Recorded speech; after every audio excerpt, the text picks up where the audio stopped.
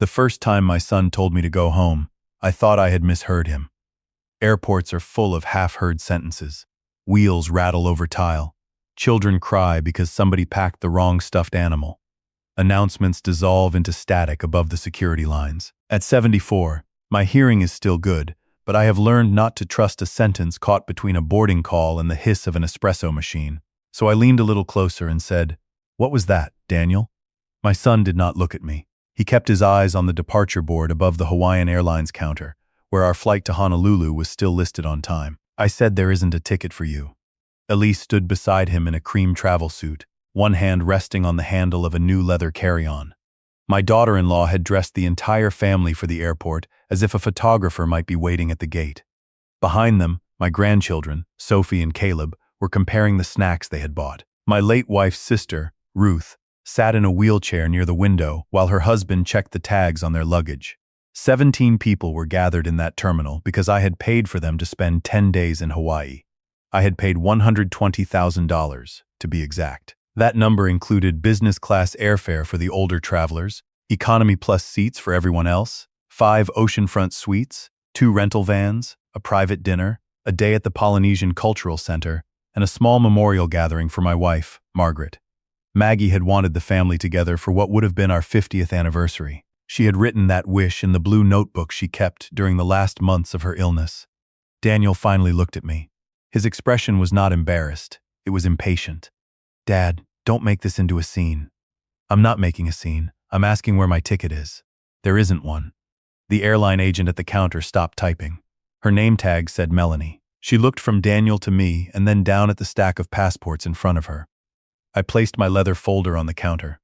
Inside were the itinerary, copies of the hotel confirmations, Maggie's notebook, and the receipt showing that Arthur Bennett had paid the final balance 3 weeks earlier. "My confirmation number is on the first page," I told the agent. Daniel put his hand over the folder before I could open it. "Dad," his voice dropped, "just go home." That was the sentence I heard clearly. Sophie turned around. At 16, she had inherited Maggie's ability to hear trouble before anyone raised a voice. "What do you mean, go home?" she asked. Elise answered before Daniel could. "Grandpa decided this trip might be too much for him." "I decided no such thing." Caleb's face tightened. He was 12 and still young enough to believe adults could resolve any contradiction if they just told the truth quickly. "But Grandpa paid for it," he said. Daniel took my elbow and tried to guide me away from the counter. His grip was not hard enough to leave a bruise. It was hard enough to tell me he expected obedience. "Your cardiologist said you shouldn't fly." My cardiologist cleared me in writing. "You've been tired. You forget things. We talked about this." That was the moment humiliation gave way to alarm. Daniel had been careless enough to insult me before. He had never before invented a medical conversation in public. I removed his hand from my arm. "Melanie," I said to the airline agent, "would you please check the reservation under Arthur James Bennett?" She nodded, relieved to have a specific task. Her fingers moved across the keyboard. Daniel started to object, but Elise touched his wrist. The gesture was quick. "Wait." The agent studied the screen longer than a simple name search should have required. "Mr. Bennett, there was a reservation in that name," she said carefully. "It was canceled 6 days ago." "By whom?" "I'm not able to disclose account activity at the counter without verifying the primary booking contact. I am the person whose card paid for the booking.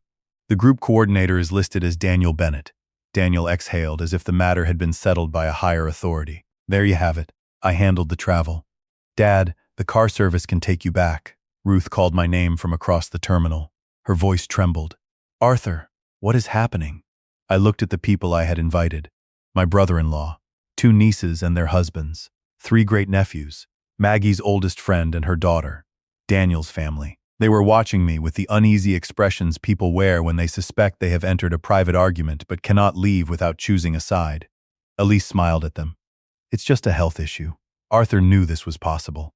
I could have canceled everything in that moment. The travel company still held my card. The hotel balance had been paid, but the excursion accounts and hospitality authorizations were in my name.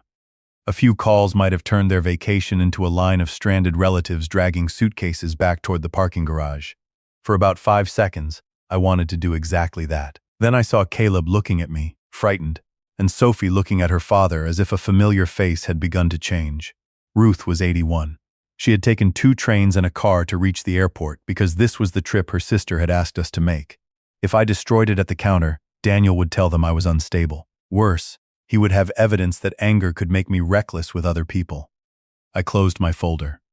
"Everyone should check in," I said. "You're going to miss the flight." "Grandpa, I'm not going without you," Sophie said.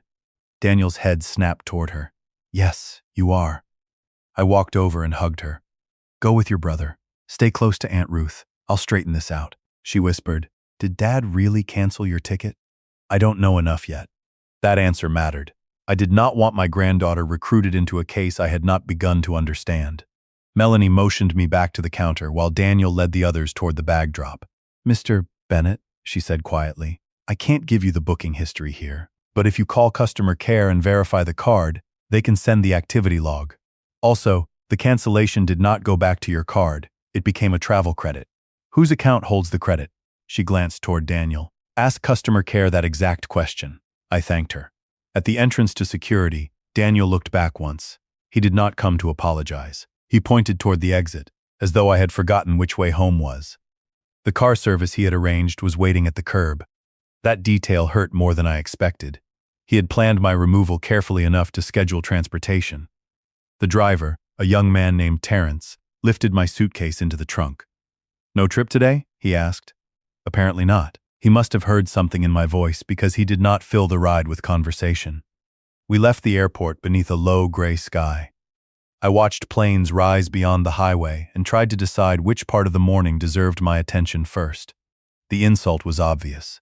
The danger was not. For 39 years, I had run Bennett Coastal Systems, a company that designed stormwater controls, reinforced marina foundations, and erosion barriers along the Carolinas. Engineering teaches you not to stare at the visible crack. You find the load that created it. Daniel's lie about my heart was a crack. The canceled ticket was another. The question was what load they were carrying. I asked Terrence to take me to my office instead of home. On a Saturday? Especially on a Saturday. Our headquarters stood beside an old textile mill outside Wilmington. I had kept the original brick walls when we renovated, and Maggie had chosen the live oaks that lined the parking lot. The building was quiet except for the weekend security guard and the hum of servers behind the accounting suite. I unlocked my office, set my suitcase beside the bookcase, and called the airline. It took 43 minutes, 2 transfers, and a verification code sent to my phone. The customer care supervisor, Miss Alvarez, confirmed that my seat had been canceled at 9:12 on the previous Monday. The request had come through the group travel portal using Daniel's coordinator credentials. "Was a reason entered?" I asked. "Passenger medically unable to travel." "And the credit?" $2,184 was placed in the coordinator's travel wallet. "Can it be used by me?" "Not in its current form." I wrote down every time, number, and phrase. Then I asked for the full activity record and a preservation note on the call. Ms. Alvarez could not promise what the airline would preserve, but she gave me a case number. My next call was to Nora Patel, the owner of the travel firm that had organized the trip. Nora and Maggie had served on a hospital foundation committee together. She answered from a soccer field and grew silent when I told her where I was. "Arthur, I am looking at the rooming list right now," she said. "Daniel told us you withdrew." "What exactly did he say?" "That your doctor found an arterial issue and that you were too proud to tell the family. He asked us to keep everything quiet to protect your dignity." "My arteries are fine. I am so sorry." "Don't apologize yet. Tell me who replaced me." There was a pause. Pages clicked on her side of the call. "The group count didn't change," she said. "That is what I assumed. A Lawrence Voss was added to your suite for the first 4 nights. Then he moves to a separate room." I knew the name. Voss was Regional Acquisition Director for Meridian Blue Resorts.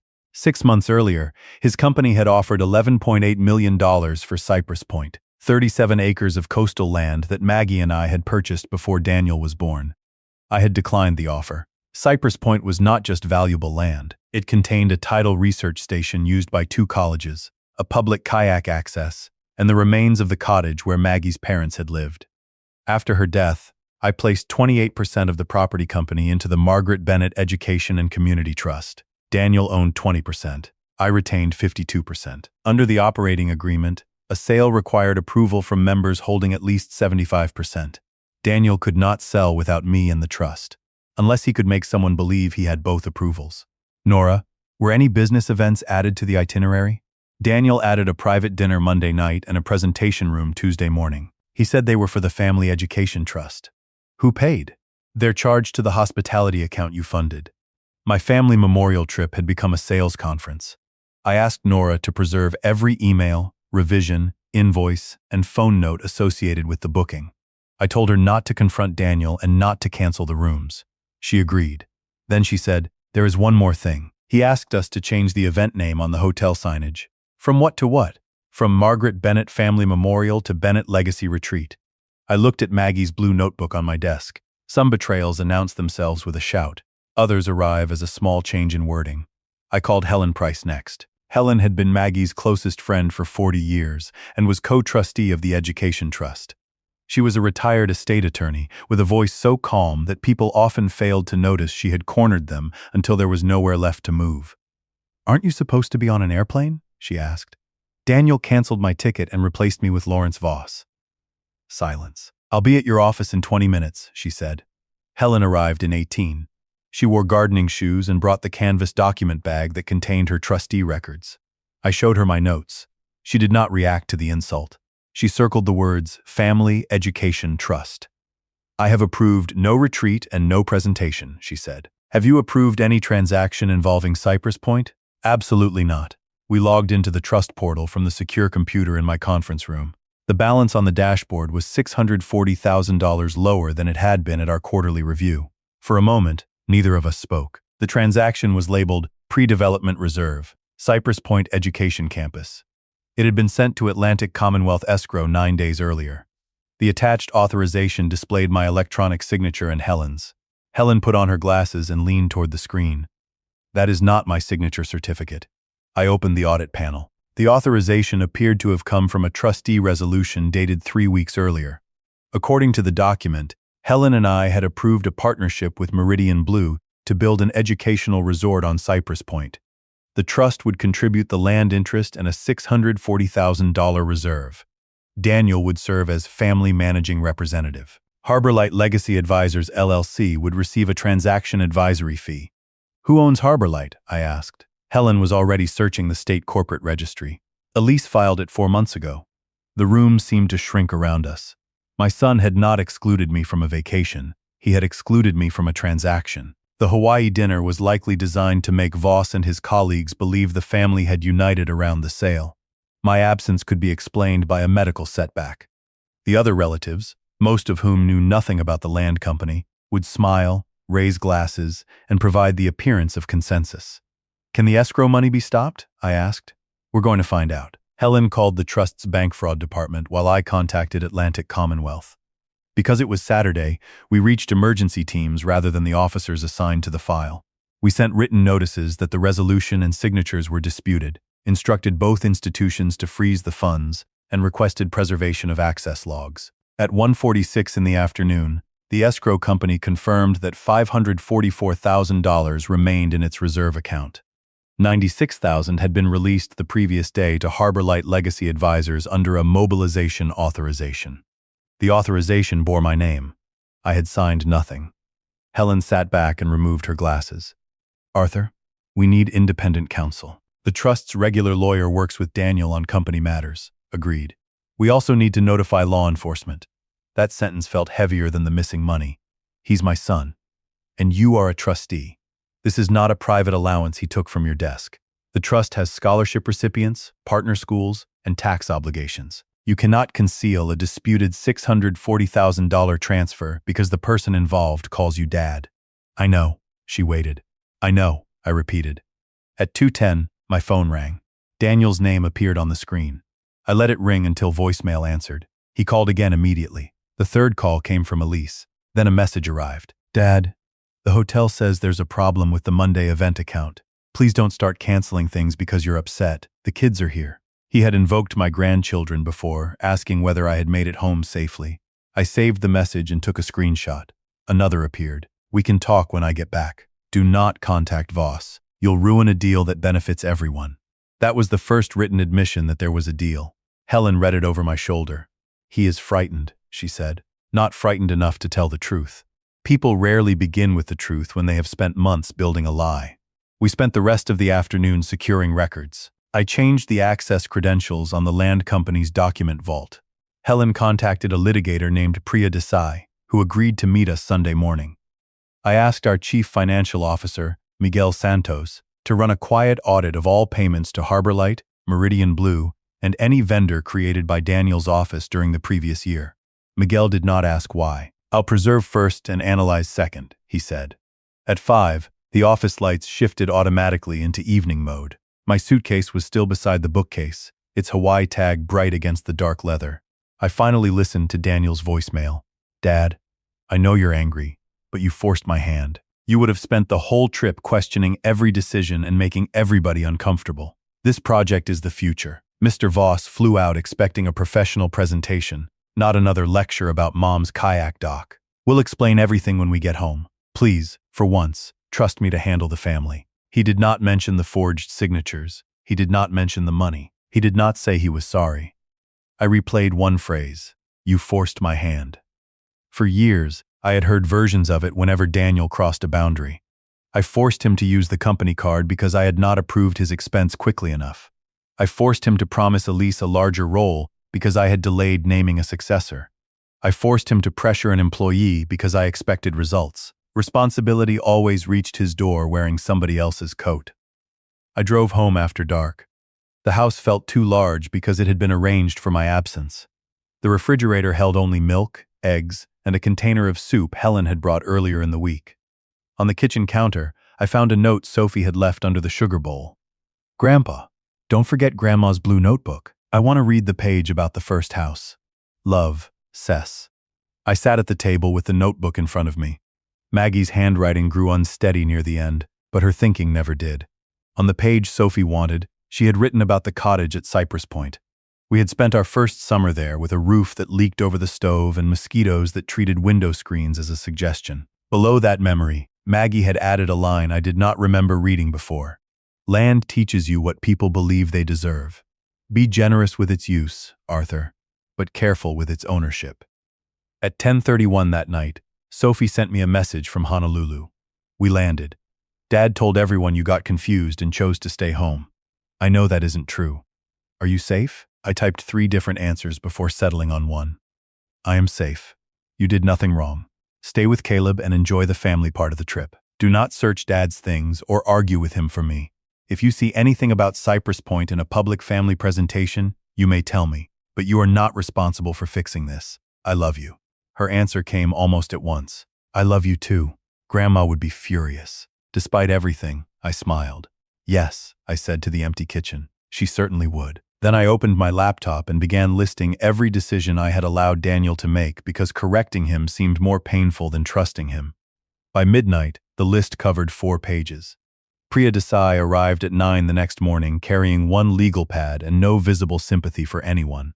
That was one reason Helen had chosen her. Priya had spent 12 years handling fiduciary disputes and internal investigations. She was in her early 40s, direct without being theatrical, and careful about the difference between what we knew, what we suspected, and what we could prove.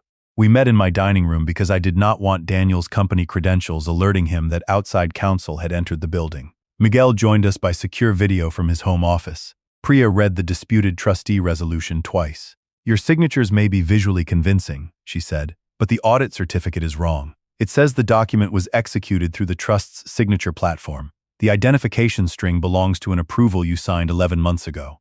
"The scholarship grant," Helen said. She opened her records and found it. A $200,000 authorization for nursing scholarships at Cape Fear Community College. The genuine document and the Cypress Point resolution carried the same certificate number. "Someone copied the signature page," Priya said. "That is useful, but we need the original files, access logs, transmission records, and the people who relied on the forgery. We also need to be precise in our language. Do not write to Daniel calling him a thief. Do not threaten prison. Do not bargain silence for the return of money." I wasn't planning to. Most parents don't plan to. Then the child cries, a grandchild calls, or a spouse says the family can settle it privately. The parent makes a promise that complicates everything.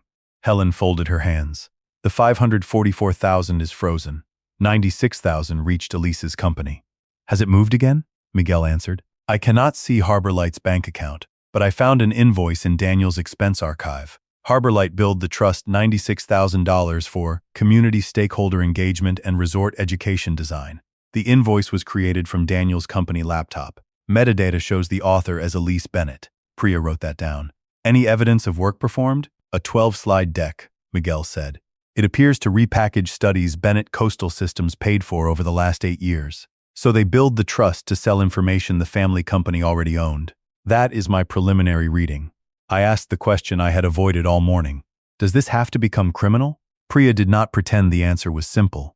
We have mandatory duties to the trust and company. We must notify the financial institutions, insurers, and potentially the state charitable regulator. The bank may make its own report. Whether prosecutors file charges is not yours to promise or prevent. But I can choose whether I accuse my son. You can choose your words. You cannot change transaction logs. That distinction stayed with me. For most of Daniel's life, I had imagined accountability as something a father delivered. A consequence. A lecture. A closed checkbook. Priya was reminding me that some consequences exist independently. My role was not to manufacture them or erase them. My role was to tell the truth accurately. At 10:15, my phone filled with photographs from Sophie. She had followed my instruction. She had not searched luggage or opened a private computer. The images showed a welcome display in the hotel lobby where every guest could see it. Bennett Legacy Retreat appeared above a rendering of a glass and timber resort at Cypress Point. Smaller text identified Meridian Blue Resorts and Harborlight Legacy Advisors as development partners. At the bottom was my name, Arthur Bennett, founding chairman. The next image showed Lawrence Voss speaking with Daniel near the display. Voss held a blue presentation folder. Elise was handing matching folders to my relatives. Sophie's message read, "Dad says the hotel made the sign too early. Aunt Ruth asked why Grandma's name is gone. He told her you approved it." I showed the images to Priya. "Public representation," she said. "Useful. Tell Sophie not to take more." I did. Then I called Ruth. She answered from her hotel room with the television murmuring behind her. "Arthur, are you ill?" "No." "Did you become confused at the airport?" "No." Her breath caught. "Daniel said you forgot we had discussed your staying home. Daniel canceled my ticket 6 days before the flight and told the airline I was medically unable to travel. He did not have my permission." "Why?" "I am still establishing all of it." "Did he give you a blue folder?" "Yes. It says something about a legacy campus. I thought you had changed your mind about the land." "I have not authorized a sale, partnership, resort, or campus. Do not sign anything. Do not give anyone money. You do not need to confront Daniel, and you may stay in the room I paid for." Ruth began to cry. Not loudly, but with the exhausted grief of someone who had traveled to honor her sister and discovered that the memorial had been used as decoration for a deal. "He removed Maggie's name," she said. "I know." She trusted him. So did I. That afternoon, Daniel finally stopped leaving angry messages and tried a different tone. "Dad, I overreacted at the airport. I should have discussed the ticket with you. But the Cyprus plan is legitimate and solves the succession problem you keep refusing to address. Voss needs confidence. If you send one short email saying I'm authorized to present, we can talk through the final terms when I return. No documents will be signed without you." The last sentence was designed to sound reassuring. It was also false. The disputed resolution, escrow authorization, and $96,000 release had already been signed in my name. Priya drafted a response of 3 sentences. "Daniel, I did not authorize cancellation of my airline ticket or any representation that I was medically unable to travel. I have not approved a Cypress Point transaction or authorized you to act for me, the trust, or Bennett Family Land LLC. Preserve all paper and electronic records and make no further statements on my behalf." I sent it at 2:07. He read it at 2:08. At 2:09 he called. Priya nodded for me to answer and placed a recorder on the table after confirming that our state permitted a participant to record the call. "What the hell are you doing?" Daniel demanded. "Correcting the record. You froze escrow." "Yes. Do you understand what that does to our credibility? Who signed the trustee resolution? We can discuss paperwork later. Who signed my name? It is an internal consent draft. Nobody is selling anything today." $96,000 was released to Elise's company yesterday. There was a short silence. I heard a door close on his end. "That is a mobilization fee," he said. "She has worked for months." "Who signed my authorization?" "Dad, stop using lawyer language with me. It is a plain question. You agreed in principle. You always agree in principle, and then panic when it is time to act. We documented what everybody already knew you wanted. Helen's eyebrows rose. I declined Voss's offer in writing. Because you were emotional about Mom. I am emotional about my wife. That does not transfer my vote to you. His voice sharpened. This is exactly why I didn't get you a ticket. You turn every business decision into a shrine. Cypress Point is rotting. The company needs liquidity. The family needs a future. The company has no debt and $21 million in contracted work. And I am 45 years old, still waiting for you to admit I can lead. There it was, the grievance beneath the transaction. I understood part of it. Daniel had worked at Bennett Coastal Systems for 19 years. He had earned promotions. He was talented with clients and good at seeing possibilities. I had delayed formal succession planning after Maggie became ill, then delayed again after she died. Uncertainty is fertile ground for resentment. But no delay of mine could convert forgery into leadership. Where is the 96,000? I asked. In the business? What business? Harborlight. Elise's 4-month-old company with no employees? He lowered his voice. If you embarrass us here, you will damage your relationship with Sophie and Caleb. They already think you chose a piece of land over their father. Priya held up a hand, warning me not to react. Do not put the children between us, I said. You will receive formal instructions from council. Enjoy the family events that were actually planned for this trip. The business events are not authorized. You can't cancel a presentation from North Carolina. I already did. I ended the call. My hands shook afterward. Not from fear. Anger has a physical rhythm when you refuse to release it through shouting.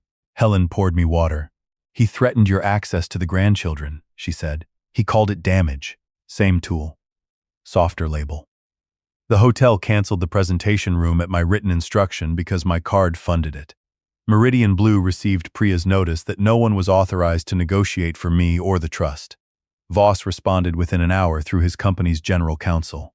His reply was cautious. Meridian Blue had understood that Daniel possessed signed family approval and was unaware of any dispute. Attached was a term sheet we had never seen. It valued Cypress Point at $11.8 million, but the number concealed several deductions.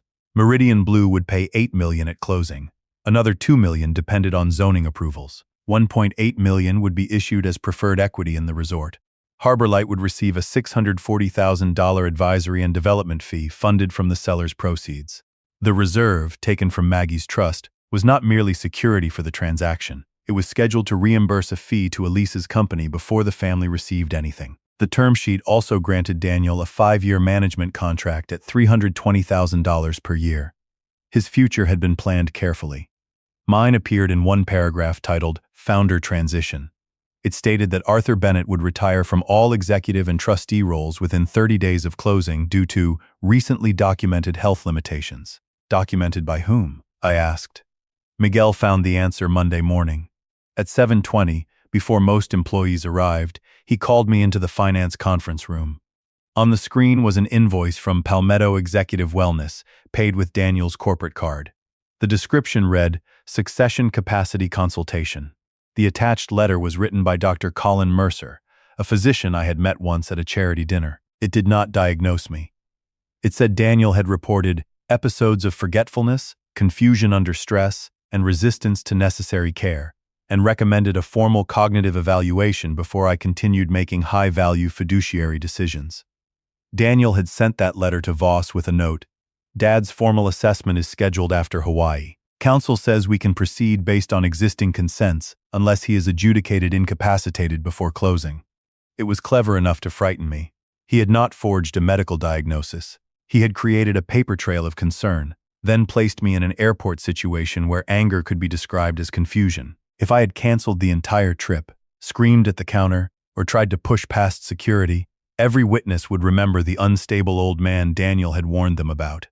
Instead, the airline record showed that I had calmly asked for verification and left. The restraint I had resented at the time had become evidence. I want my own evaluation, I told Priya. You do not have to prove competence simply because your son raised a concern. I know. I want a baseline from a specialist who has no connection to the company. If this is headed where I think it is, I would rather answer the allegation with data than indignation. She agreed, provided the evaluation remained independent and private unless needed. By noon, Miguel's audit had identified 37 files downloaded from my restricted executive archive using Daniel's credentials. They included the old scholarship resolution whose signature page had been copied, environmental studies for Cypress Point, my estate planning summary, and a scanned letter bearing Helen's signature. The downloads occurred on nights when Daniel's badge records showed him in the office after everyone else had left. We suspended his system access and administrative authority. Priya sent a formal litigation hold notice to Daniel and Elise. The Bennett Coastal Systems Board scheduled an emergency meeting for Wednesday. I recused myself from the board's decision about Daniel's employment because I was both his father and an affected party. That afternoon, Sophie called from the beach. She had walked far enough from the family that the wind nearly swallowed her words. Dad is telling people you're trying to destroy his career because he wanted to modernize the company. What do you think? I think he lied at the airport. That is something you personally observed. He says Grandma promised Cypress Point would be his. She promised that both of you would always be welcome there. She did not promise ownership to anyone. Are you going to have Dad arrested? The question made me sit down. I am going to tell the truth about documents and money. Other people will decide what laws apply. I will not ask you to choose between us. He already is. Then I am sorry. Why didn't you get on another flight? I had asked myself that.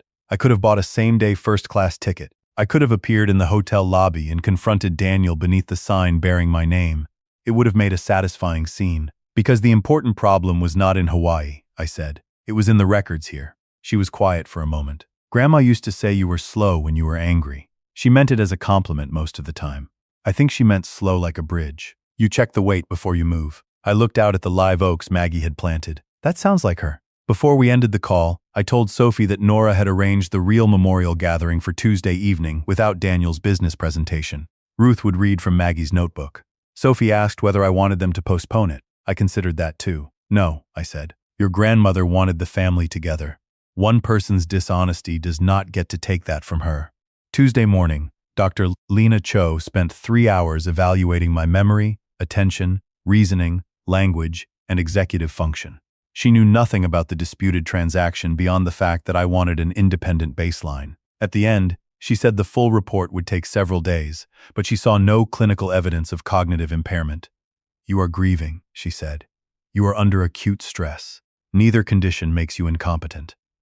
I left her office and sat in my car for 10 minutes. Until then, I had told myself Daniel's medical story was only a tactic, but a child's accusation can enter places facts do not reach. I had begun reviewing ordinary lapses, misplacing my glasses, forgetting a neighbor's name, walking into the pantry without remembering why, as if they were proof he knew me better than I knew myself. Dr. Cho had not only assessed my cognition, she had returned something Daniel had tried to take, confidence in my own mind. That evening, Nora sent me a video from the memorial gathering. The family stood on a quiet lawn above the ocean. There were no resort executives, renderings, or blue folders. Ruth read Maggie's words about Cypress Point. Sophie held the blue notebook. Caleb placed white ginger flowers beside a framed photograph of his grandmother. Daniel stood at the back. He did not look at the camera. For a few minutes, watching them, I felt only the loss of not being there. Then the video ended, and another email arrived from Meridian Blues Council. Their internal review had found a voice recording from a planning call. Daniel had told Voss that my absence from Hawaii was necessary because I was no longer able to separate sentiment from fiduciary duty. Elise had added, once the family sees the numbers, Arthur will either sign or look unreasonable in front of everyone. Voss asked what would happen if I refused. Daniel answered, then the capacity process begins. That was no longer a son guessing at his father's health. It was a plan. The emergency board meeting began Wednesday at 8 in the morning. Bennett Coastal Systems had 7 directors. I held one seat. Daniel held another. The remaining 5 belonged to Miguel, 2 outside engineers, a retired bank president, and Dr. Amelia Grant, who chaired the civil engineering department at the State University. Daniel joined by video from a hotel conference room in Honolulu.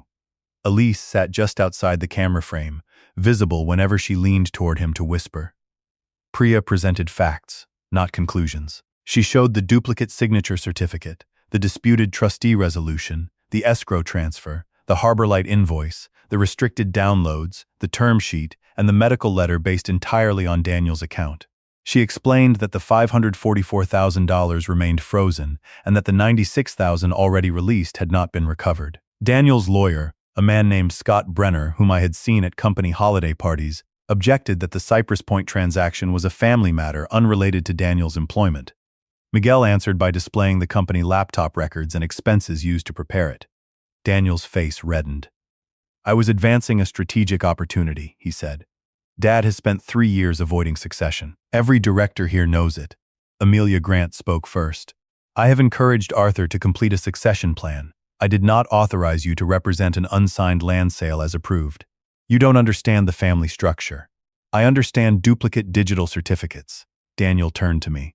"Tell them I have been running day-to-day operations for 2 years. You have been chief operating officer," I said. "That role has real authority. It does not include signing my name.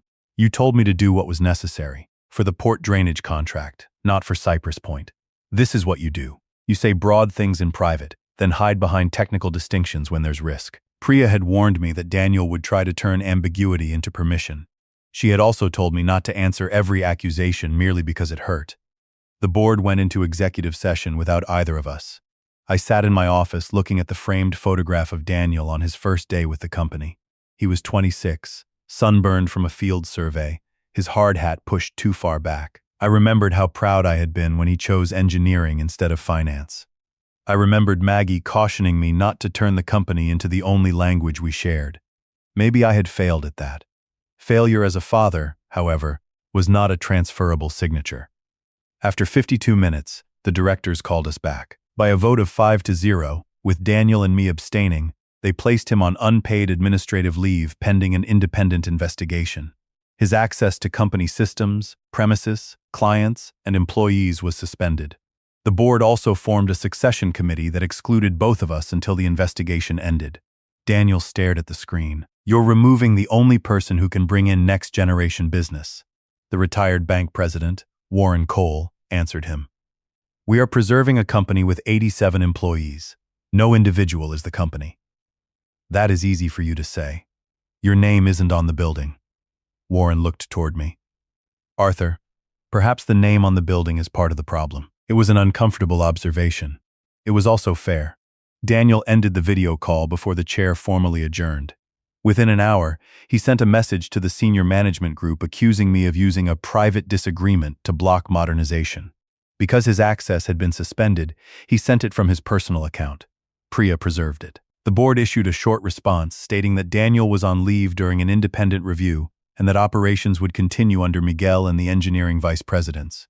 No details were shared. I wanted everyone to know what he had done. Restraint felt less noble when rumor favored the person who acted first. But an investigation is not a family dining table. Accuracy required patience. That afternoon, Atlantic Commonwealth disclosed the instruction behind the $96,000 release. The request came from an email address designed to resemble Helen's, H. Price, trustee at Proton Mail, instead of her actual trust address. It attached a scan of her driver's license from an estate file Daniel could access through the company archive. The bank had called a telephone number on the authorization to confirm. Elise answered and identified herself as Helen Price. The call was recorded. Helen listened to it once. The woman on the recording lowered her voice and spoke with a slow precision that did not sound much like Helen. But she knew the correct birth date, address, and last 4 digits of Helen's identification number. When the recording ended, Helen closed the laptop. "I drafted Daniel's first will," she said. "I held him when Maggie brought him home from the hospital. Elise sat at my table last Christmas.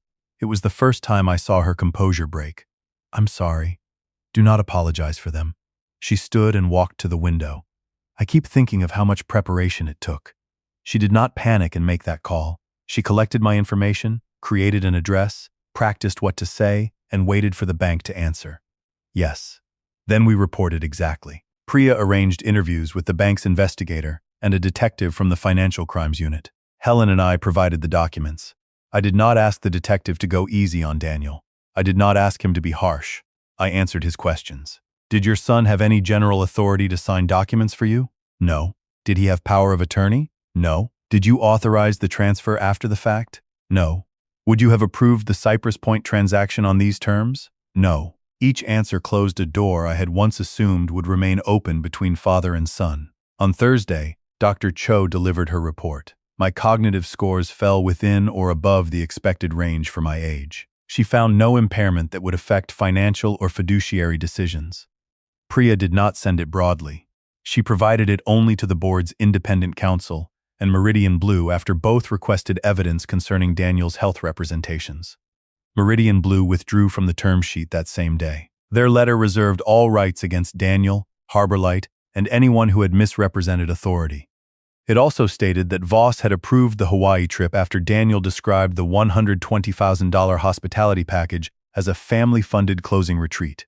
In other words, my money had been used to persuade the buyer that the sellers were celebrating. The deal was over, but Daniel did not surrender. He retained a public relations consultant in Hawaii and sent a long email to the family. He wrote that I had initially supported responsible development, then reversed myself due to grief and outside influence. He said Helen had always been hostile to his leadership. He described the escrow transfer as a temporary administrative step, and the disputed signatures as electronic formatting performed with implied consent. He ended with a sentence that sounded almost generous. Dad needs compassion, not confrontation. Ruth forwarded the email to me with 4 words above it. Your wife raised me too. Then she replied to the entire family. Arthur did not become confused at the airport. Daniel told us he was medically unable to travel after canceling his ticket without permission.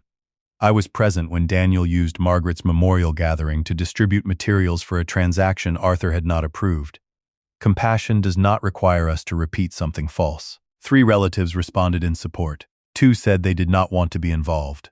1 niece called me to apologize for believing Daniel at the airport. Maggie's friend said she had always distrusted Elise, which was neither helpful nor entirely true. Families rarely respond to evidence in a clean line. They sort it through old loyalties, private grievances, and fear of the next holiday. I did not ask anyone to choose. On Friday morning, I received a courier envelope from Daniel's attorney. It proposed a confidential family resolution. Daniel and Elise would return the $96,000 within 18 months. I would reinstate Daniel as chief operating officer after a 60-day leave. The trust and company would agree not to make affirmative criminal referrals. Everyone would acknowledge that the signatures arose from a misunderstanding concerning electronic authorization. I would also sign a revised succession agreement granting Daniel voting control of Bennett Coastal Systems upon my retirement or death. They were offering to repay money they had obtained with false documents in exchange for the control the documents were intended to secure. Priya read the proposal and slid it back across the table. No, that was my reaction. Your answer should be more formal. Our written response required immediate return of the $96,000, full preservation and disclosure of records, no contact with company employees about the investigation, and no further representations on behalf of me, the trust, or the land company. Employment and criminal matters would remain with their proper decision-makers.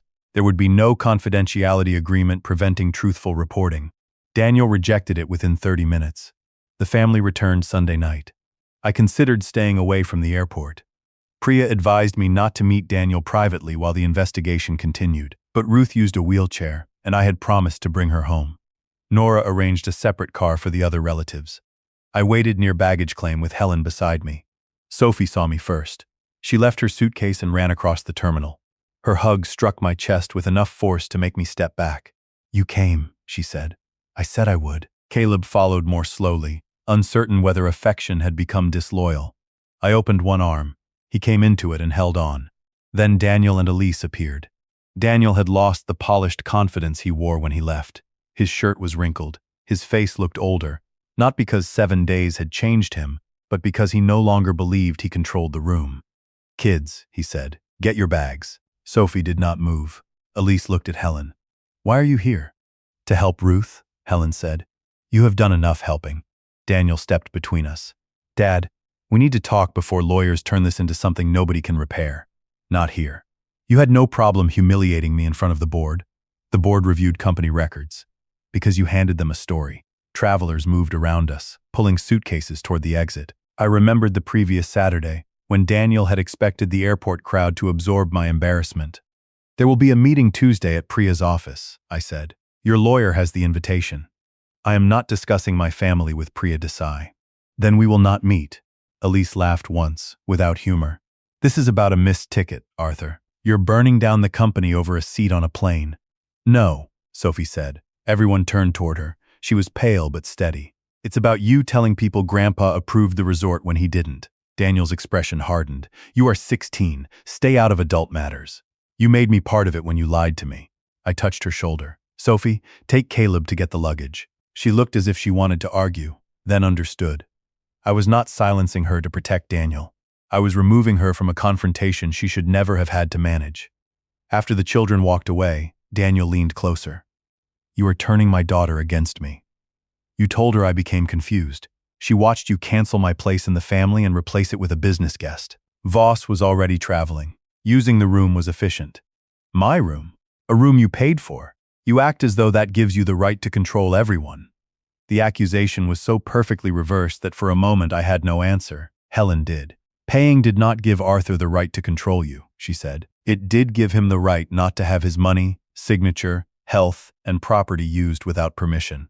Ruth arrived in her wheelchair, pushed by an airport attendant. She carried Maggie's blue notebook against her chest. Arthur, she said, take me home. She did not look at Daniel. We left them beside the carousel. In the parking garage, Sophie slipped a folded hotel brochure into my hand. I didn't steal it, she said. They gave one to every room. Inside, beneath the resort rendering, Daniel had written a note to Lawrence Voss. Arthur will sign after the family dinner. If not, we proceed under incapacity contingency discussed. The words were in my son's handwriting. Did you read this? I asked. It was on the desk in our suite. Dad told me to put the brochures into welcome bags. I saw your name. You did the right thing by giving it to me. Now you are finished with evidence. What if there's more? Adults with subpoenas can find it. Are you mad at me? No. I am angry that you were placed close enough to this to find anything. She nodded, though tears had filled her eyes. I gave the brochure to Priya the next morning. It would become important later. At the time, all I could think about was a sentence Daniel had written as casually as a grocery reminder. Arthur will sign. Not Dad. Not my father. Arthur. The obstacle expected to perform on schedule. And if I did not, the plan already had a second route through my supposed incapacity. The meeting at Priya's office lasted 4 hours. Daniel came with Scott Brenner. Elise brought a separate lawyer, which told me their interests had already begun to diverge. Helen attended for the trust. Miguel joined for the company. A court reporter recorded every word. Priya opened by asking for the immediate return of the $96,000. Elise's lawyer said Harborlight had spent most of it on legitimate development work. Identify the work, Priya said. They produced invoices for brand strategy, architectural concepts, stakeholder research, and travel planning. Miguel had seen 3 of the vendors before. One was Elise's cousin's marketing studio. One used the residential address of Daniel's former college roommate. The architectural consultant was real, but Bennett Coastal Systems had paid its original bill 2 years earlier. Harborlight had copied the deliverables and invoiced them again at triple the amount. How much remains? Priya asked. Elise stared at the table. Her lawyer answered. Approximately $22,000. $74,000 had disappeared into expenses in less than 10 days. The trust requires full account statements, Helen said. Harborlight is a private company, Elise replied. A private company that received trust funds through my impersonation. Elise flinched, but only slightly. Daniel turned to me. This is where you say something. About what? About treating your daughter-in-law like a criminal? Did she identify herself as Helen on the escrow call? Elise's lawyer touched her arm before she answered. Daniel leaned back. So that's it. 45 years, and you sit there while strangers accuse us. The recording is not a stranger. You know what I mean. I did. He expected the word family to make evidence less solid. It had worked before, though never on this scale. When he was 23, I reimbursed a company expense that was really a weekend for him and Elise because he had just started work and was embarrassed. At 31, I replaced money he had borrowed from an employee holiday fund, accepting his explanation that it was an accounting mistake. When he overpromised a client, I sent senior engineers to rescue the project and let him present the result. Every time, I told myself I was protecting his future. I had actually protected him from the information consequences provide. I should have held you accountable sooner, I said. For the first time that morning, Daniel seemed uncertain. What is that supposed to mean? It means I helped create your belief that every boundary moves if the family is uncomfortable enough. Don't turn this into one of your moral speeches. It is not a speech. It is the part I own. Priya redirected the meeting to records. Daniel's lawyer agreed to provide devices for forensic imaging under a written protocol. Elise's lawyer refused to give voluntary access to Harborlight's bank account but offered monthly summaries. Helen declined. The trust would seek a court order. Then Scott placed a folder in front of me. Daniel has a proposal that addresses both the family and commercial issues, he said. It was more polished than the first. Daniel would resign from day-to-day operations but remain a paid strategic advisor for 3 years. I would buy his 20% interest in Bennett Family Land LLC for $2.36 million, exactly 1/5 of the Meridian valuation. In return, he would disclaim future claims to Cypress Point, assist in recovering trust funds, and issue a private apology. The parties would describe the signatures as unauthorized administrative shortcuts rather than forgeries. Where would the $2.36 million go? I asked. To Daniel, Scott said. Would any of it repay the trust? He could use proceeds to support a settlement. Daniel folded his arms. You want me out. Buy me out. Your membership agreement values a forced buyout after misconduct at book value, not a hypothetical resort price. You haven't proved misconduct. Then why are we renaming forgery an administrative shortcut? His lawyer asked for a break. Daniel followed me into the hall despite Priya's objection. 5 minutes, he said. Father to son. Priya looked at me. I nodded, and she remained close enough to see us through the glass but not hear. Daniel stood at the end of the corridor where framed photographs showed the Wilmington riverfront before and after hurricane restoration. Do you remember when I was 11 and you missed the science fair? He asked. I did. A seawall failure had called me to South Carolina. By the time I returned, the gymnasium was empty and Daniel's model bridge had won second prize. Yes, you promised that when I joined the company, we would build it together. Instead, I have spent 19 years proving myself to a man who has never finished evaluating me. You have held the second highest operating position for 6 years. With no certainty, you could replace me tomorrow. A board can replace any executive, not you. They should be able to. He looked genuinely shocked. That was when I understood the succession problem more clearly. Daniel did not simply want the opportunity to lead, he wanted the immunity he believed I possessed. He had mistaken founder influence for freedom from accountability. I should have made the process clearer, I said. I should have separated being my son from being a candidate for chief executive. I am sorry I did not. His shoulders lowered a fraction. Then fix it. I am fixing it. By giving the company to Miguel? By letting an independent committee choose leadership. And Cypress Point will not be sold under false papers. You would rather donate it than let me develop it. I would rather decide lawfully. His face closed again. Do you know why I left you at the airport? You told me. I would have questioned the presentation. Because every room becomes yours when you enter it. Everyone watches your face before they react. Voss would have asked you one question, and months of work would have collapsed. Then you knew I had not approved it. He realized what he had admitted. I knew you were unpredictable. No, you knew my answer. For a moment we stood only 6 feet apart, close enough for me to see the small scar near his eyebrow from a bicycle accident when he was 8. I had carried him 4 blocks that day because the ambulance took too long. Part of me still wanted to pick him up and remove him from danger, but I was not the danger he faced. Come back inside, I said. Return what is left. Tell the truth. Let the rest be decided on facts. And lose everything? Your job and inheritance are not everything. Easy for a man who owns both to say. He walked back into the conference room without me. The meeting ended without agreement. 2 days later, the trust obtained a temporary restraining order, freezing Harbor Light's accounts and prohibiting Daniel and Elise from representing that they possessed authority over Cypress Point. Bank records showed the $96,000 had funded $40,000 in Hawaii hospitality upgrades, $18,000 toward Elise's credit card balance, $8,600 to her cousin's studio, and $7,000 in transfers to 2 consultants. $22,400 remained. The Hawaii upgrades were especially bitter. Although I had paid for rooms and family events, Harbor Light used trust money to add a yacht reception, premium liquor, floral displays, and a private chef for the canceled investor dinner. The yacht company had refunded $12,000 after the event was canceled. Elise moved the refund to her personal account the morning the court order was filed. The financial crimes detective called it dissipation. I called it proof that even after discovery, she believed the money belonged to her. Forensic examiners imaged Daniel's company laptop and phone. They recovered deleted messages between him and Elise. 4 months before the trip, Elise wrote, "Arthur will never sign while he can still stand at Maggie's cottage and romanticize it." Daniel answered, "Then we get the family behind it first."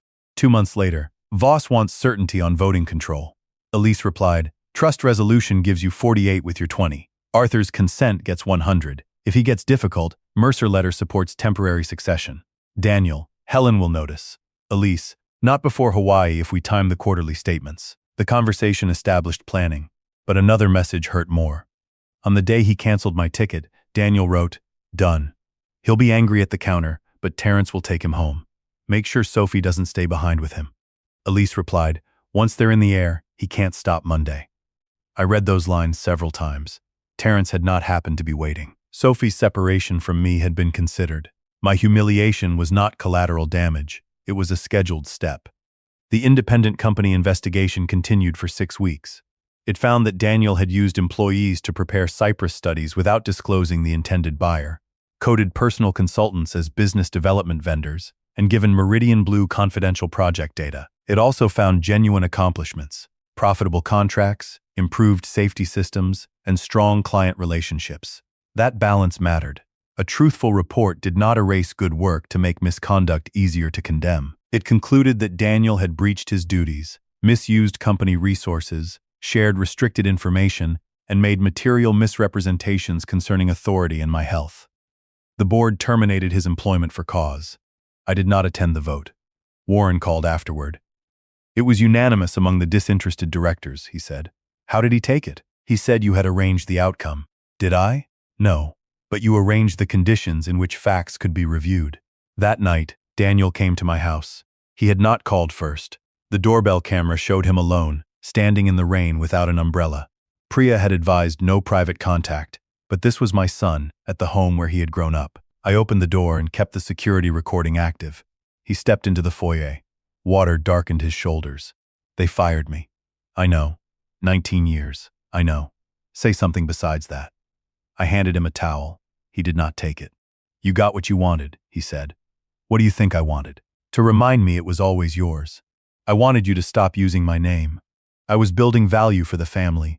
You were securing a $320,000 contract for yourself and a $640,000 fee for Elise, because work deserves compensation. Then disclose it and obtain approval. You would have said no." "Yes." He stared at me as if my certainty were cruelty. "What am I supposed to do now?" It was the first honest question he had asked since the airport. "Return the money. Cooperate with the investigation. Stop asking other people to call your choices misunderstandings. Find work that does not depend on my name." Who would hire me after this? I don't know. You could tell the board to characterize it as a resignation. I won't. You could at least release my severance. The board applied your contract. You are the board when you want to be. That belief is how we arrived here. His mouth tightened. For a second, I thought he might strike the wall or throw the vase beside the door. Instead, he began to cry. Not dramatically. He covered his face with one hand and turned away. I had seen Daniel cry at funerals, at Caleb's birth, and once after a dog died. I had never stood so close without moving to comfort him. Every instinct told me to place a hand on his back. I also knew what would follow. He would ask me to make one call, to change one phrase, to soften one record. Comfort would become negotiation before either of us recognized the transition. "I love you," I said. "I will not lie for you." He lowered his hand. "That isn't love. It is the only kind I can offer now." He left the towel on the table and walked back into the rain. I closed the door and leaned against it. There was no triumph in the house, no satisfaction, only the quiet of a boundary finally holding after years of being moved. The next several months were less dramatic than the airport and more difficult. Public stories about family betrayal usually hurry from discovery to punishment. Real consequences arrive as calendars, meetings, revised statements, bank subpoenas, phone calls from relatives who want reassurance without information, school events where two adults stand on opposite sides of a gymnasium because neither wants children to see them argue. Daniel and Elise returned the $22,400 remaining in Harbor Light's account after the court froze it. The yacht refund followed. Elise's cousin returned $8,600 after his studio received a subpoena and admitted that much of its invoice-described work never performed. The trust's insurer covered part of the unrecovered loss while pursuing Harbor Light. By the end of 6 months, $81,600 had been restored. $14,400 remained missing or spent on services that could not be unwound. Helen insisted we document every dollar, including legal fees paid from a separate reserve rather than scholarship funds. She refused to let the students who depended on Maggie's trust become invisible behind the family drama. "This is why the money matters," she said during one meeting. "Not because Arthur can afford the loss. Because none of it was ours to excuse." The state charitable regulator issued corrective requirements rather than penalties against the trust after finding that Helen and I had responded promptly. We added dual-factor approval through separate devices, quarterly review by an outside accountant, and a rule prohibiting family members employed by the company from serving as trust administrators. I resigned as sole chair and invited Dr. Amelia Grant to become the third trustee. Daniel called that proof I was giving strangers control of his mother's legacy. I called it governance. The criminal process moved more slowly. The prosecutor charged Daniel and Elise with a group of offenses involving attempted obtaining of property by false pretenses, identity misuse, and conspiracy. The amounts and labels sounded enormous on paper. Priya reminded me that charges were allegations and that I should not predict outcomes. Daniel's attorney asked me to write a letter stating that no one intended permanent harm. I declined. Then the prosecutor asked whether I wanted to submit a victim impact statement. I declined that too, at least initially. I did not want sentencing to become the place where I emptied 45 years of fatherhood into an official file. My role was factual. The trust's loss could be calculated. The company had documented its investigation. My private grief did not need to be converted into extra punishment.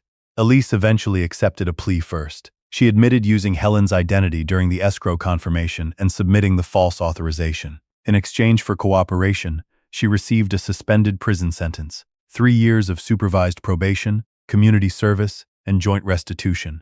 She surrendered her real estate broker's license. Her statement placed much of the planning on Daniel. His lawyer called that self-preservation. It was. It was also supported by messages in which he directed the timing and described the capacity contingency. Daniel held out for trial. During that period, my access to Sophie and Caleb became irregular. Daniel and Elise did not formally forbid contact.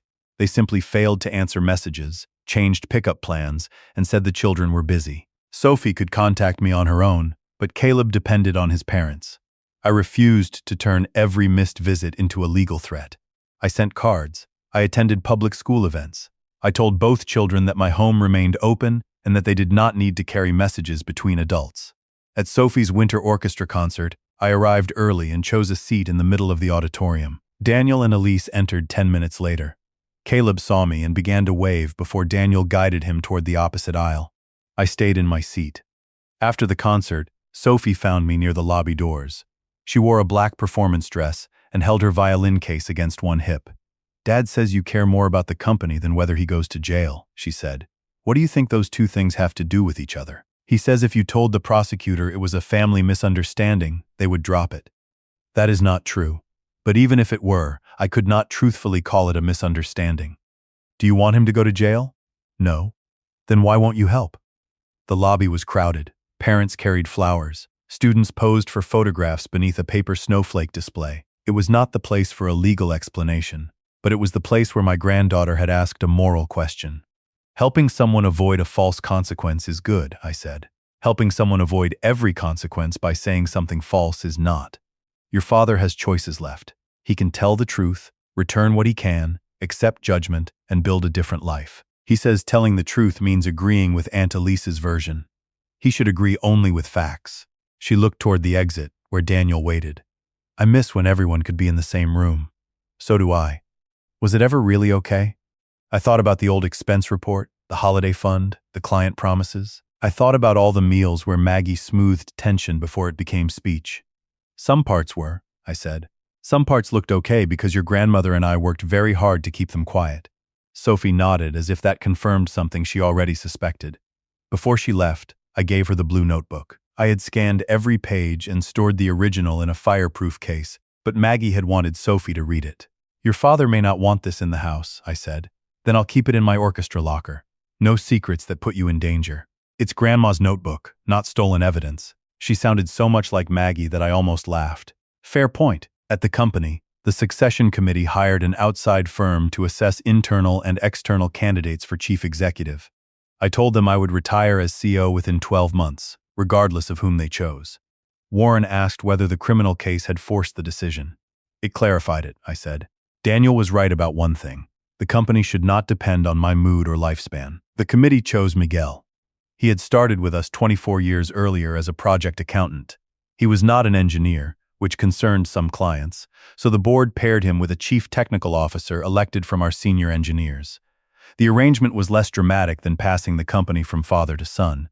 It was also better designed. At the annual employee meeting, I announced that we would begin transferring 35% of company equity to an employee ownership trust over 7 years. My family holding company would retain a minority position. The board would become fully independent. I did not mention Daniel. Afterward, a foreman named Curtis, who had been with us since the 2nd year, shook my hand. "Maggie would like this," he said. "I hope so. Daniel won't. That is not the measure." The decision changed my estate plan as well. I did not disinherit Daniel in anger. I separated love from control. A family support trust would provide limited health, education, and emergency benefits to both grandchildren and, under strict conditions, to Daniel. It could not invest in his businesses, pay legal judgments caused by intentional conduct, or be pledged as collateral. Sophie and Caleb's education accounts were placed under an independent trustee, so no parent or grandparent could redirect them. My remaining company shares would pass mostly to the Employee Trust and Maggie's Education Trust. Cypress Point would remain in Bennett Family Land LLC, while we considered a conservation and research plan. Daniel kept his valid 20% membership interest, but the operating agreement's misconduct provisions allowed the company to suspend his management rights. I did not seize what lawfully belonged to him. I stopped allowing it to control what belonged to everyone else. When Daniel learned about the estate plan, he called after midnight. "You gave my inheritance to employees. I transferred part of a company's future to the people creating it. You know what I mean." "No, Daniel. I no longer know what you mean when you call something yours before it has been given. Mom wanted the company to stay in the family. Your mother wanted it to stay honorable. You always speak for her when it helps you." That accusation landed because there was truth inside it. Maggie was not here to approve my choices. I had quoted her words often during the dispute, sometimes because they gave me courage and sometimes because invoking her ended arguments. "You're right that I cannot use your mother as a vote," I said. "The employee plan is my decision. If it fails, the responsibility is mine." He was silent. "I expected you to argue," he said. "You made a fair criticism." His voice changed slightly, less rehearsed. "Is there anything left for me?" "There is a support trust. Your lawful land interest remains. More importantly, there is whatever life you build next." "You mean without you?" "Without using me as a business plan." He ended the call. 2 weeks later, his attorney approached the prosecutor about a plea. I do not know whether our conversation influenced him. I learned not to assign myself importance in every decision he made. Under the agreement, Daniel admitted that he knowingly represented a trustee resolution as genuine when it was not, directed use of my copied electronic signature, and provided false information about my health to advance the transaction. He also admitted that I had not authorized him to cancel my ticket or negotiate on my behalf. That last fact did not change the legal sentence. It mattered to me.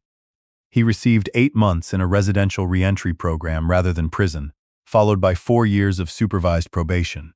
He was barred from acting as a fiduciary or company officer during probation. He and Elise remained jointly responsible for the unrecovered trust loss, investigative costs allowed by law, and certain expenses paid by the company.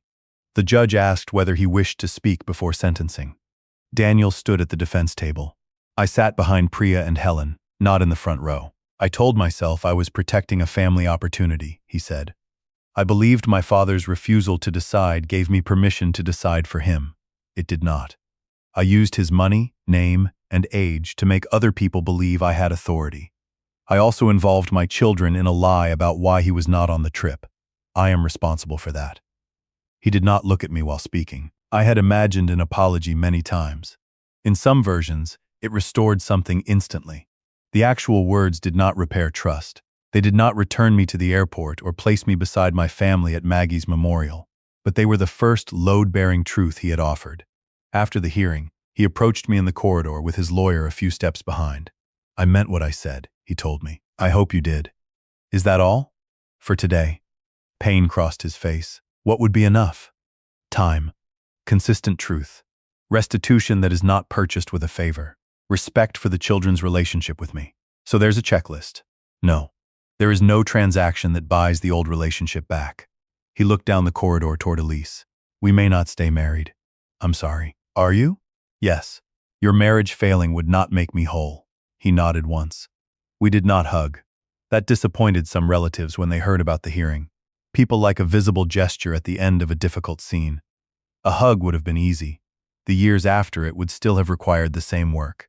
Caleb visited me the following weekend. It was the first overnight visit since Hawaii. He brought 3 video games, 2 mismatched socks, and a list of foods he no longer ate. We made pancakes Saturday morning. He spilled batter on the counter and froze, waiting for an adult reaction larger than the mistake. Cloth is under the sink, I said. He cleaned it up. Later, while we repaired a loose board on the dock behind my house, he asked why I had paid so much for the trip. $120,000 could buy a car, he said. Several cars. Or a small house. In some places. Were you trying to make everybody like you? Children sometimes ask the question adults spend months avoiding. Maybe a little, I said. He handed me a screw. Mom says you use money so people have to do what you want. Sometimes paying for everything can make other people feel they have no voice. I should have asked more about what everyone wanted from the trip. But Dad still should have bought you a ticket. Yes. Both can be true? Most important things have more than one truth. But not every truth has equal weight. My paying too much or planning too much did not authorize your father to lie. He considered that, then pointed to the board. This screw is crooked. We removed it and tried again. That became our pattern. Not every visit involved the case. We talked about school, baseball, weather, and whether an alligator could climb stairs. When Daniel entered the residential program, I drove Caleb there once a month because Elise's probation schedule made transportation difficult. I did not use the drive to question him about his father. On the 3rd visit, Daniel asked to speak with me alone in the courtyard. He wore work clothes from the program's maintenance crew. He had lost weight. There was no conference table, company logo, or attorney between us. Thank you for bringing him, he said. He wanted to see you. Sophie won't come. She may need more time. Can you tell her I'm sorry? You may write to her. I won't carry emotional assignments. He absorbed that without arguing. Fair. We sat on a concrete bench. For several minutes, neither of us spoke. Then he said, I knew you had the written medical clearance. I suspected you did. I found it in the folder when I took the itinerary to add Voss. Elise said if we left the clearance in, the family would ask why you weren't traveling. I put it in my desk. Where is it now? The investigators have it. Why are you telling me? Because at the hearing I admitted the large things. I keep thinking about the small ones. The car waiting. Telling the kids you agreed. Taking Mom's name off the sign. Those were not necessary for the deal. They were cruel. It was the first time he used that word. Yes, I said. He looked at me, perhaps hoping I would soften it. I did not. I'm sorry, he said. I hear you. Do you forgive me? I am working toward a life in which I don't wake up rehearsing what happened. If that is forgiveness, I am on the road. Trust is a different road. That sounds like something Priya wrote.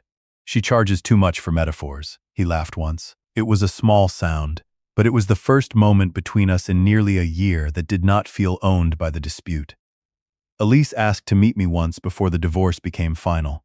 We met in Priya's conference room with her probation-approved counselor present. Elise wore no jewelry except her wedding ring, though she turned it around her finger throughout the conversation. I am not asking you to forgive me, she began. What are you asking? For you not to tell Sophie and Caleb that this was all my idea. I have never told them that. Daniel has. That did not surprise me, but it disappointed me. Elise placed a thin envelope on the table. It contained a written chronology of Harbor Light's formation and the Cyprus Plan. Some parts repeated evidence we knew. Others clarified how the boundary crossing had happened in stages. Daniel first asked Elise to create presentation materials for a possible land partnership. She proposed forming Harbor Light because, in her words, family work never gets respected unless it has an invoice. They convinced themselves the company would later approve her fee. When I declined Voss's offer, Daniel said I needed to see the family's enthusiasm before I made a final decision. They began preparing the Hawaii presentation without authorization. Then Voss demanded proof of control. The copied resolution followed. The fake email and phone call came after escrow rejected the first submission. At every stage, there was a point where you could stop, I said. Yes. Why didn't you? She took time before answering. Because each new lie was described as temporary. We would show you the numbers. You would agree. Then the signature would match the decision you eventually made, and nobody would care how we got there. And if I did not agree? Daniel said you were declining. He said the capacity letter would allow the board to pause your authority until an evaluation. Did you believe I was impaired? No. Her answer came too quickly to be anything but prepared, yet I believed it. Then you planned to use a condition you knew I did not have. Yes. Why remove my ticket? She looked down. Voss wanted the family dinner before he committed more money. Daniel said you would shut it down the minute you saw the presentation. I told him the trip could go forward without you. He said the family would never accept that unless there was a health reason. So you invented one? Yes. The counselor did not rescue her from the silence that followed. There is something else, Elise said. The children heard more than we admitted. Sophie saw us arguing about your medical letter before the trip. Caleb heard Daniel arranging the car. Please don't assume their confusion is because I poisoned them against you. They were trapped in a house where every adult explanation kept changing. It was a painful observation and a useful one. I don't need you to protect me from the children's questions, I said. I need both of you to stop asking them to confirm anyone's version. I have stopped. Good. She pushed the chronology toward me. My lawyer has already given this to the prosecutor and the trust. I wanted you to hear it from me. Why now? Because I spent months saying Daniel pressured me. He did. But pressure is not possession. I made the call. I used Helen's name. I moved the yacht refund after I knew the account was disputed. That sentence was the closest thing to accountability I had heard from her. Thank you for saying it plainly. She began to cry. I thought this family was my security, she said. Daniel always said the company and land would be his. I built my life around that. An expectation is not security. I know that now. What will you build instead? I don't know. It was not my job to answer for her. I also did not want her failure to become the only identity she was allowed to keep. She was still Sophie and Caleb's mother. They needed her to become reliable more than they needed me to remain angry. Then start with what the court requires, I said. Do it consistently. Let the next thing be smaller than a grand plan. When the meeting ended, I left the envelope with Priya. I did not hug Elise. I did not absolve her. I did not call Daniel to report what she had said. That restraint mattered in the months that followed. Elise began keeping the visitation schedule exactly. She forwarded school notices to me without commentary. When Caleb needed an expensive dental procedure, she did not ask the family trust to pay automatically. She submitted the same request and records the independent trustee required from anyone else. Ordinary reliability does not make a dramatic ending. It is, however, how damaged families become less dangerous. 1 year after the airport, Cypress Point remained unsold. Keeping the land was not the same as having a plan for it, and I had learned the cost of allowing indecision to masquerade as stewardship. I invited proposals from conservation groups, universities, community organizations, and responsible developers. The process was public. Selection criteria were published before anyone submitted an idea. Daniel's 20% ownership was acknowledged in every document, though his management vote remained suspended during probation. We received 11 proposals. 2 wanted luxury resorts with narrow strips of public access. 1 proposed selling most of the property and using the proceeds for scholarships. The State University and a coastal conservation nonprofit submitted a joint plan. Preserve 29 acres of marsh and maritime forest, renovate the research station, build 6 modest cabins for student field programs, and keep the kayak landing open. The remaining 8 acres near the road could support a small conference and education center funded by grants and limited family capital. The plan would never produce $11.8 million. It could support itself without turning Maggie's cottage into a resort bar. Before the final vote, I sent every proposal to Daniel.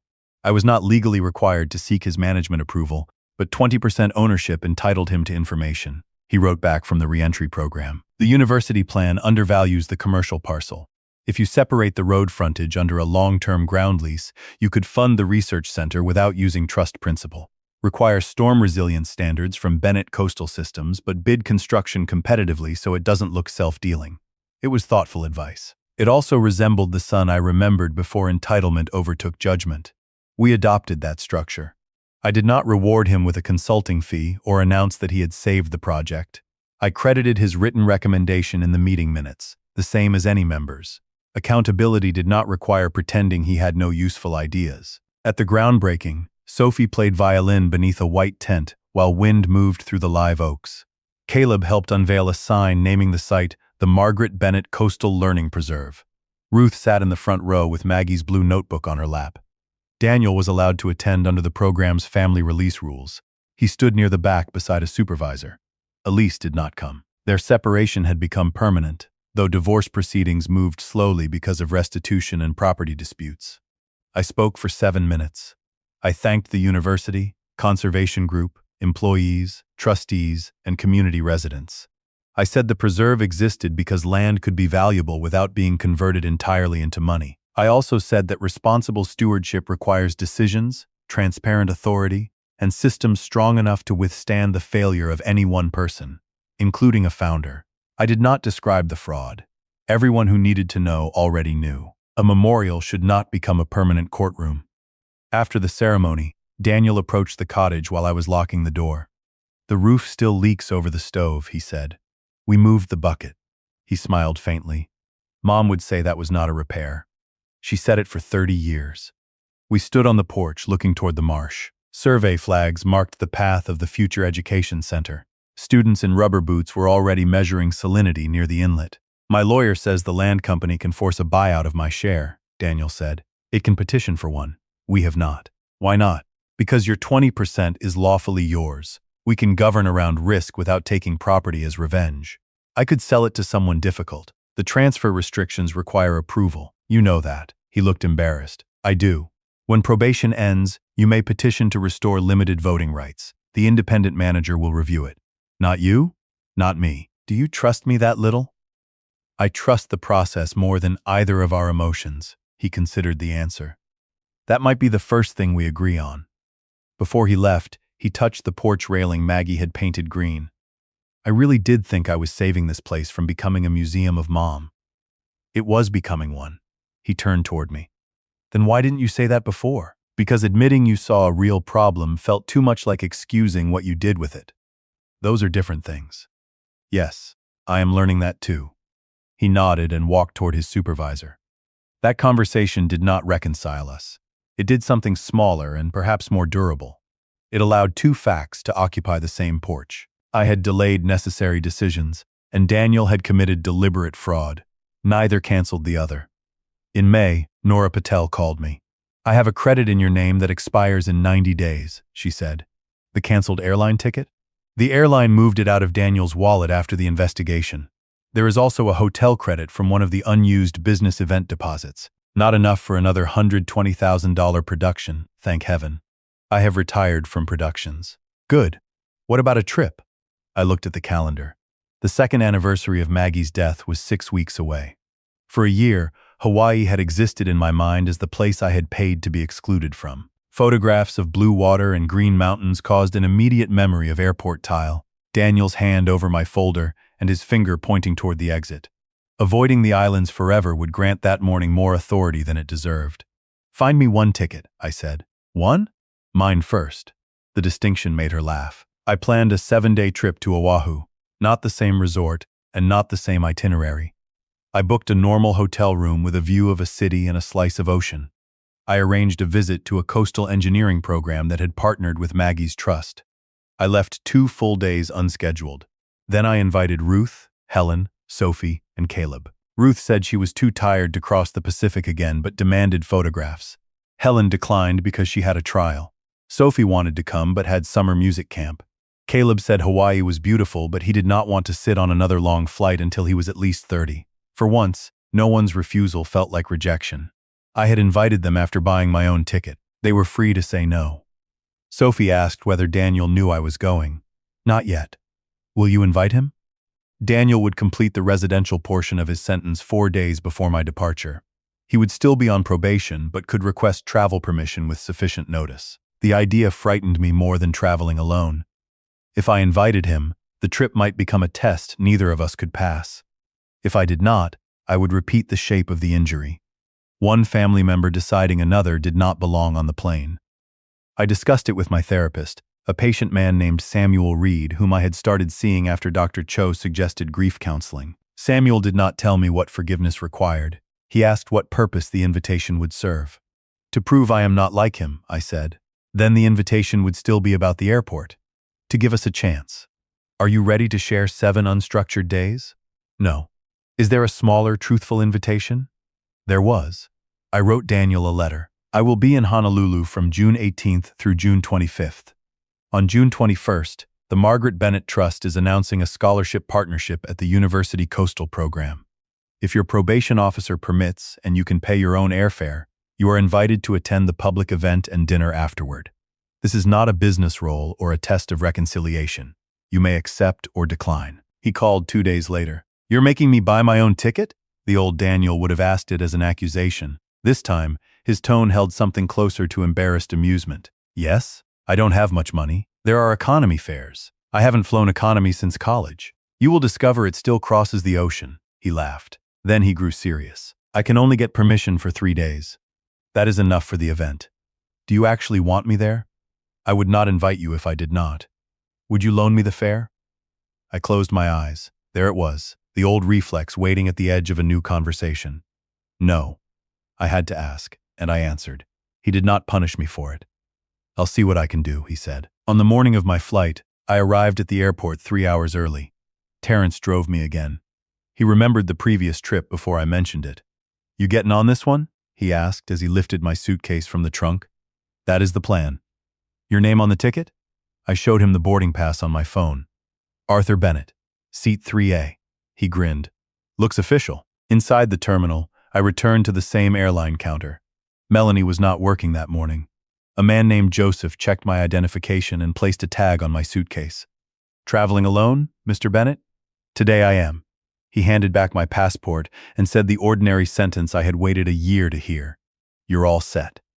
I walked toward security without looking for anyone's permission. The flight was uneventful. The meal was too salty. The man across the aisle snored. I read half a novel and slept for 40 minutes. When the islands appeared beneath the wing, they did not look like evidence or betrayal. They looked like land rising from water. In Honolulu, I visited the university lab, ate noodles at a counter where no one knew my last name, and spent one morning walking without an itinerary. I carried Maggie's blue scarf in my jacket pocket. I did not attempt to recreate the memorial I had missed. Repetition would not restore it. On June 21st, I arrived early at the Coastal Program's auditorium. Students had arranged photographs of marsh restoration projects along the walls. A small sign announced the Margaret Bennett Field Scholarship, which would support 6 students each year at Cypress Point and partner sites in Hawaii. The program linked the place Maggie loved with the trip she had imagined, but it did not pretend she had planned the details. At 6:15, 10 minutes before the event, Daniel entered through the back door. He wore a navy blazer I did not recognize and carried a worn backpack. No Elise. No investor. No folders. Economy? I asked. Middle seat between a toddler and a man who sold nutritional supplements. Character building. I have enough character now. He held out his phone. On the screen was his boarding pass. Paid for it myself, he said. I'm glad you came. We did not embrace. We walked into the auditorium side by side. During my remarks, I spoke about Maggie's belief that education should connect knowledge to a place people are responsible for protecting. I thanked the students and faculty. I thanked Helen in her absence and the employees whose ownership trust funded a matching grant. At the end, I acknowledged Daniel. My son offered the ground lease idea that helped make the Cypress Point program financially possible. Good ideas deserve a transparent record, and tonight I am grateful for his. He looked down. Afterward, several students asked him questions about the preserve. He answered carefully and never described himself as its manager. At dinner, he sat with 2 professors and a scholarship recipient whose father repaired boats. He listened more than he spoke. The next morning, before his return flight, we met near the beach. There's something I need to ask, he said. I waited. When probation ends, could I apply for engineering work at Cypress Point? Not management. Project work. Not through me. His face fell, but I continued. The university and Bennett Coastal will bid the work. If you regain your professional standing and meet the conflict rules, you may apply through the same process as anyone else. No recommendation? No interference against you either. He watched a surfer carry a board toward the water. A year ago, I would have called that cold. What do you call it now? A door that isn't secretly held open. Or secretly locked. He nodded. Before leaving, he handed me an envelope. Inside was a cashier's check for $4,000 payable to the Margaret Bennett Trust. First restitution payment from the job I started last month, he said. The court schedule says I can pay less, but I sold the watch Voss gave me. The one from Hawaii? Yes. I'll give this to Helen. I know it doesn't fix anything. It pays $4,000. He almost smiled. Still an engineer. Always count what is real. We hugged then. It was brief and awkward. His shoulder felt narrower than I remembered. I did not interpret the embrace as proof that trust had returned or that the past no longer mattered. It was simply what it was, a father and son standing near the ocean, able for one moment to offer affection without turning it into permission. After Daniel left, I stayed in Hawaii for 3 more days. On my last evening, I sat above the beach with Maggie's scarf beside me and read the final pages of her notebook. The line about land was there. So was the wish for a family trip. But another entry, written 2 weeks later, had been overlooked by all of us. Do not make my wishes into instructions that hurt the living. Take what is useful. Leave room for them to choose. I had spent $120,000 trying to fulfill a wish exactly. Daniel had used that effort because he understood how hard it was for me to change a plan carrying Maggie's name. The money was not meaningless. It had paid for rooms, meals, laughter, and a memorial my family still remembered. It had also funded a stage for deception. Both were true. What I regretted most was not the amount. I regretted believing that generosity could remove the need for clear authority, honest questions, and the freedom to decline. I regretted every earlier rescue that taught Daniel a painful conversation could be postponed until someone else paid. I regretted waiting so long to build systems stronger than family assumptions. But regret is useful only when it changes the next decision. I flew home on a ticket in my own name. At baggage claim, Sophie and Caleb waited with Ruth. Sophie held a cardboard sign that read, "Welcome home, Grandpa." Caleb had drawn an airplane with one enormous first-class seat and 17 tiny people hanging from the wings. "That is not aerodynamically sound," I told him. "It's symbolic," he said. Ruth gave me a long hug. "Did you finish what Maggie wanted?" she asked. I thought about the question. "No," I said. "I don't think love is something you finish." We collected my suitcase and walked toward the parking garage. No one pointed me toward the exit. No one told me where I belonged. The children argued about dinner. Ruth complained that the airport signs were too small, and I carried my own bag. My phone vibrated with a message from Daniel. "Landed. Thank you for inviting me. I know that wasn't easy." I answered before putting the phone away. "Thank you for buying your ticket." It was not a grand reconciliation. It was not revenge. It was a receipt for one honest choice. For the first time since the morning he told me to go home, that was enough.